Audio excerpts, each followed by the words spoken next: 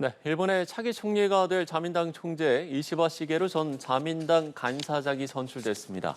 역사 인식 측면에서 비둘기파로 분류되긴 하지만 안보 정책 등 향후 구체적 한일 관계에 어떤 영향을 줄지 주목되는데요. 전문가와 함께 전망해 보겠습니다.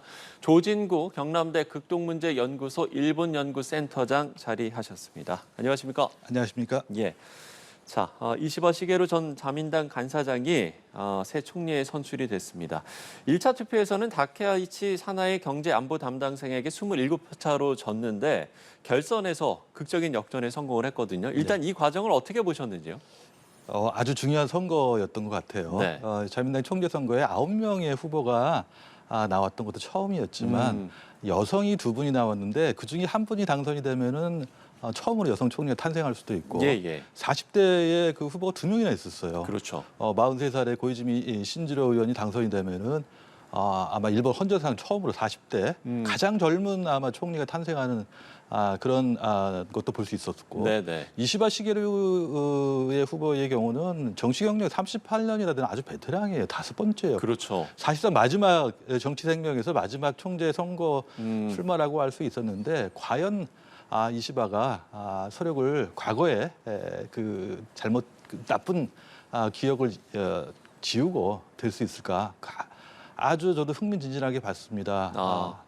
네, 아마 이시바 전 총리의 경우는 2012년 12월에 네. 9월 달이죠. 자민당 총재 선거에서 아베 신조 총리에게 역전당한 적이 있었어요. 그러니까 1차 투표에서 그 당원 투표에서 훨씬 많이 얻었는데 2차 투표에서 국회의원들만이 그 비중이 높아진 2차 투표에서 네. 아베 총리한테 진 적이 있거든요. 그런 의미에서 본다면은 다카이치 전 총무상의 경우도 1차 투표에서 많았단 말이에요. 네. 혹시 그런 과거에 기억이 되살았다면 조금 암울한 생각이 들었을 텐데 어쨌든 간에 4전 5기 이 5번째 도전에 성공했다 하는 점에서 본다면은 상당히 아마 행운이었다고 생각이 듭니다. 예. 혹시 결과를 어느 정도 예상은 하셨습니까? 아니요, 저도 전혀 예상을 못했고요. 네.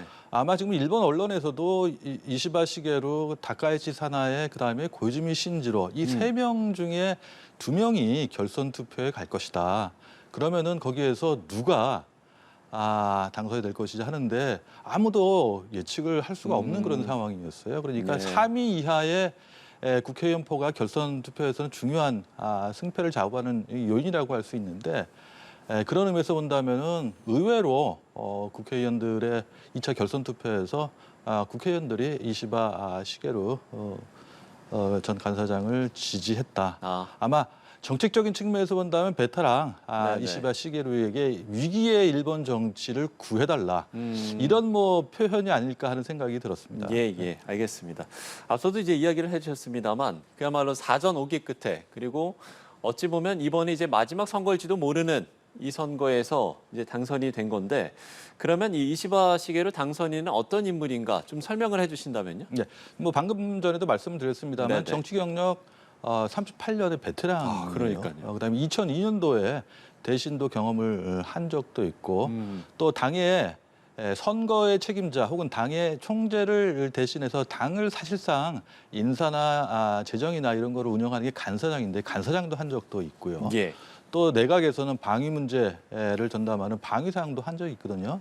정책적인 측면에서 혹은 선거를 해본 베테랑이라는 측면에서 본다면은 아주 비중 있는 인물이라고 할 수가 있을 것 같아요. 그런 예. 의미에서 일본에서 지금 현재 뭐 정치 자금 문제로 뭐 정치 개혁, 세대 교체를 해야 되는 거 아니냐 이런 이야기가 있었습니다만 세대 교체할 것이냐 아니면 지금 현재 상황에서 좀 더 정책적으로 융통성을 가지고 정책에 능숙한 베테랑 의원이 예. 한 번 더 정치를 하는 것이 좋을 것이냐 이런 점에서도 아마 관심을 모으지 않았을까 하는 생각이 들어요. 예.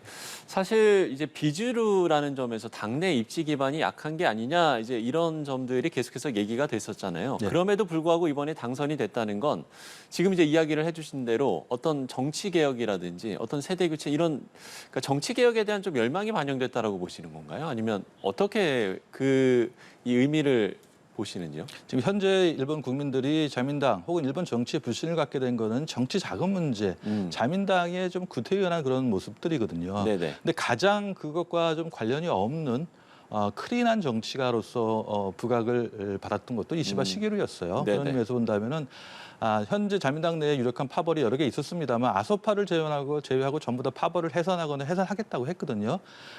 파벌이 사실상 의미를 덜 갖는 과거보다 그런 상태에서 벌어진 첫 번째 총재 선거였다는 의미에서 본다면은 파벌이 힘을 발휘하지 않는 파벌이 의원들의 투표 행동을 구속하지 않는 상태에서 치러지는 선거라는 측면에서 본다면은 이시바 의원에게 조금 더 유리한 상황이 아니었나 하는 생각도 듭니다. 예, 알겠습니다. 자, 여기서 이제 일본의 정치 체제를 좀 설명을 해주시면 좋을 것 같은데요. 이제 우리나라 같은 경우는 이제 대통령제인데 일본 같은 경우는 의원 내각제지 않습니까? 네, 예. 예, 이 부분에 대해서 조금 더 자세하게 설명을 해주시면. 예, 말씀하신 대로 일본은 의원내각제를 채택하고 있고 양원제예요. 중의원과 이제 그 참의원이 있는데 현재 일본의 경우는 의회의 다수당의 당수가 총리를 하는 그런 의원내각제를 채택하고 있기 때문에 또 중의원과 참의원 모두 자민당 혹은 자민당과 연립을 하고 있는 공명당이 과반수 이상을 차지하고 있어요. 그렇기 때문에 아마 오늘 총재에 당선이 된 이시바 시게루 의원은 아마 다음 달 1일 날 열리는 임시국회에서 총리에 지명이 될 것으로 보여요. 그런 의미에서 본다면은 과거에 중의원에서는 자민당이 중의원과 참의원의 다수당이 다를 경우에는 또 헌법 규정에 따라서 참의원보다 중의원이 우세한 우위에 있는 이런 점을 감안한다면은 중의원의 다수당의 당수가 총리 내각을 책임지는 총리가 된다 하는 점에서 우리하고 좀 틀린 점이 있다고 할 수 있죠. 예. 자, 이제 앞서 잠시 이야기를 해주셨습니다만 경쟁자였던 다카이치 경제안보상도 어떤 인물인지 좀 짚어봤으면 좋겠는데 일단 오늘 그 1차 투표에서는 1위를 차지했었고 그렇기 때문에 만약에 결선 투표에서까지도 1위가 된다면 최초의 여성 총리가 되는 게 아니냐 이런 이제 관측까지 나왔었잖아요. 어떤 인물이라고 보면 되겠습니까? 그렇죠. 보수적인 그 성향의 정치가의 대표격이다. 지금 돌아가신 아베 전 총리의 분신이라고 하면 좀 이상하지만 지난 여자 아베다 이런 좀 그런 말도 있었죠. 쓰더라고요. 2021년 9월달에 있었던 총재 선거에도 나왔었어요. 근데 그때도 선전을 했는데 아쉽게도 이제 고배를 마시고 결선 투표에 올라가지 못했었거든요. 그때도 지지를 했던 게 아베 총리의 지지를 선언을 했던 아베 총리 영향이 강했는데 자민당 총재 선거에 나오려면은 그 20명의 국회의원의 추천을 받아야 하는데 다카이치의 경우는 20명 가운데 14명이 구아베파 다시 말하면은 전통적인 어떤 보수적인 국가관이나 가치관 이런 거를 중시하는 보수적인 성향이 가장 많은 아베파 의원들의 지지를 받고 있었다 하는 점에서 본다면은 현재 일본 국민들이 원하는 정치 개혁 혹은 자민당의 개혁과는 조금 거리가 멀 수도 있고 혹은 우리 야스쿠니 신사 참배가 역사 문제에서 가끔 이제 나옵니다만 봄, 가을 혹은 8월 15일 날 반드시 참배를 했고 이번 총재 선거에 나오면서도 자신은 야스쿠니 신사를 참배를 하겠다고 얘기를 했거든요. 야스쿠니 신사 참배를 하는 경우는 한국이나 중국과 같은 아시아 국가들뿐만 아니라 미국과도 조금 엇박자가 될 가능성이 있어요. 2013년 12월에 아베 총리가 야스쿠니 신사를 참배한 적이 있는데 그때 미국 정부가 실망했다 이런 성명을 주일 미국 대사관에서 낸 적도 있거든요. 그런 의미에서 본다면은 현재와 같이 국제 정세가 유동을 치고 있는 불안정한 상황에서 다카이치 산하의 경제안보 담당상이 됐더라면은 외교적인 측면에서 동맹국인 미국 혹은 아시아의 주변국에서 가장 중요한 한국이나 중국과의 외교 관계도 좀 껄끄러울 수도 있다. 이런 것도 좀 반영이 되지 않았을까 하는 생각이 듭니다. 자연스럽게 한일 관계에 미칠 영향도 자연스럽게 좀 짚어보면 좋을 것 같습니다. 무엇보다 이제 우리에게 가장 중요한 게 이 부분이지 않겠습니까? 한일 관계에 어떤 영향을 미칠 것인가. 사실 그동안 이제 한일 역사 문제에 비교적 온건한 목소리를 낸 이시다 당선인이기 때문에 글쎄 이전과는 좀 다르지 않을까라는 생각 좀 들기도 하고요. 만약에 이제 새 총리가 된다면 그 그 전에 어떤 그런 온건한 목소리를 그대로 좀 이어 나가겠습니까? 어떻게 보세요? 아마 지금 뭐 총재 선거 과정에서도 그랬고 네. 오늘 그 기자회견이나 이런 데서도 이시바 당선인이 얘기했던 것이 기시다 정권의 정책을 개선하겠다 하는 것이었거든요. 기시다 정권의 뭐 외교 정책의 가장 핵심 중에 하나가 동맹이 미일 관계를 강화하고 또 한일 관계를 개선하고 한미일 협력을 강화하겠다는 것이거든요. 예. 그런 의미에서 본다면은 이시바의 당선은 한일 관계에 커다란 변화를 가져오지는 않을 거예요. 특히 이제 역사 문제와 관련해서 우리가 생각하는 것처럼 우리가 기대하는 것처럼 좀 비둘기파니까 온건하니까 한국 정부 혹은 한국 국민들이 원하는 기대하는 어떤 대로 과거사에 대한 반성. 네, 조금 예. 더 전향적인 그런 입장 표명을 해주기를 기대할 수 그렇죠. 기대해보고 싶죠.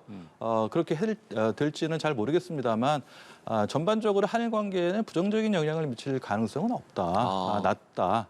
다카이치 사나의 경제안보 담당상에 비한다면은 한일 관계에 비교적 순풍이 부는 그런 결과가 아니었나는 생각입니다. 예, 예.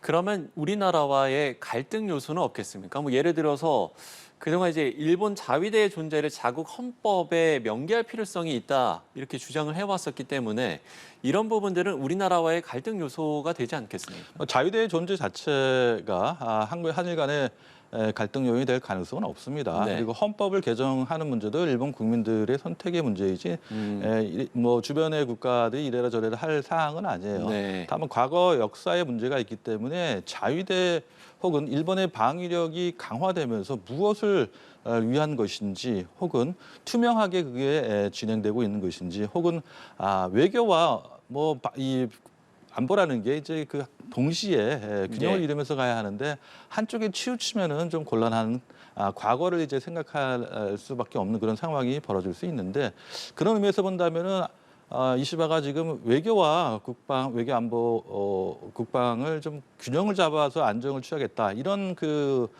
입장을 계속 얘기를 해왔거든요. 예, 예. 그런 의미에서 커다란 갈등의 요인은 되지 않을 거예요. 다만 금방 말씀드린 대로 기시다 정권의 정책을 계승한다는 게 이시바의 정책, 외교안보 정책의 기본이라고 한다면은 방위력을 발본적으로 강화하겠다.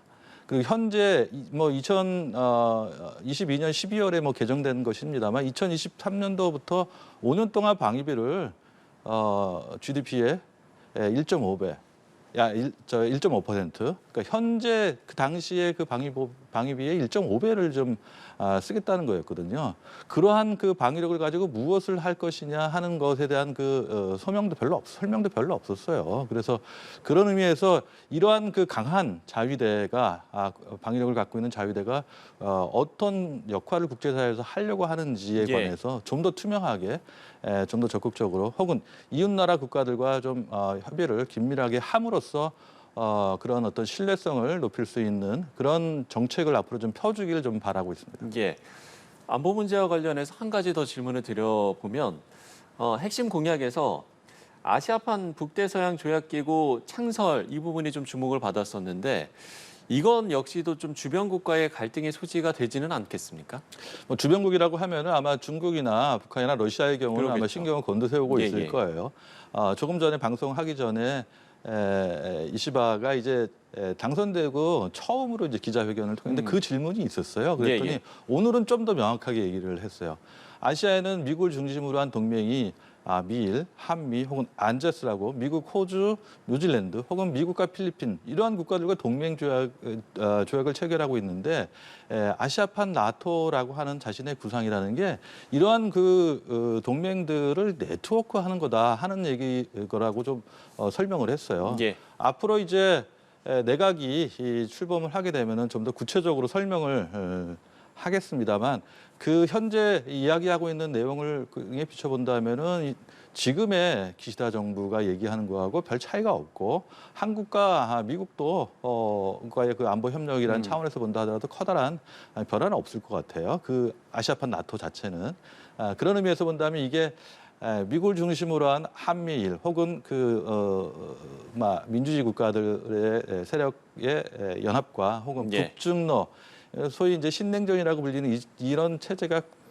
고착화될 우려가 있긴 한데 그런 차원에서의 그 갈등의 요인을 어떻게 해소하고 또 그거를 외교적으로 어떻게 극복해 나갈 것이냐 하는 아마 과제는 있겠지만 그 좀 더 구체적으로 앞으로 제시하지 않을까 하는 생각이 듭니다. 예. 한국과의 관계, 또 주변국과의 관계에 대한 전망을 해봤습니다. 끝으로 일본 내부 상황도 짚어봤으면 좋겠는데 이번 선거가 뭐 말씀을 해주신 대로 작년 연말에 터진 자민당의 비자금 스캔들로 기시다 총리가 연임을 포기하는 상황에서 치러졌기 때문에 네, 예. 글쎄요, 뭐 어떤 과제들이 좀 많을 것 같습니다. 최우선적으로 어떤 좀 과제들이 있겠습니까? 경제적으로 본다면은 물가는 계속 오르고 임금은 오르지 않는 상황. 국민들이 지금 답답해하고 있거든요. 그래서 성장형 경제를 하겠다 하는 거를 얘기를 했어요. 그래서 국민들은 아마 그런데 관심이 좀 있을 거고 또 좀 전에도 말씀드렸습니다. 국제 상황이라는 게 아주 녹록치가 않아요. 네. 그런 의미에서 오늘 총재 선거가 끝나고 나서 처음으로 얘기한 것 중에 하나가 이런 거예요. 일본 국민이 모두가 다시 한번 웃으면서 안심하고 안전할 수 있는 국가를 만드는데 최선을 다하겠다 이런 얘기를 했거든요. 그래서 정말 경제도 또 외교 안보적으로 일본 국민들이 안심하고 안전한 일본이라고 또 국민들이 새로운 정치를 하겠다. 자민당의 그 어떤 그 정치 자금과는 기존의 정치 자금 문제와는 별개의 동떨어진 새로운 정치를 하겠다. 자민당이 이제 탈바꿈을 하는 새로운 변신하는 모습을 보여줄 수 있을지 관심이고 그런 의미에서 변하는 모습을 보고 일본 국민들이 신뢰를 한다면은 자민당에 대한 지지율도 높아질 것이고 그렇다면은 아마 의외로 우리가 생각하는 것보다 뭐 연세는 있습니다만 장기 집권할 가능성도 없지 않다 이렇게 볼 수가 있을 것 같습니다. 예, 알겠습니다. 일본 내에서의 과제까지 짚어봤습니다. 조진구 경남대 극동문제연구소 일본연구센터장과 이야기 나눠봤습니다. 오늘 말씀 고맙습니다. 감사합니다.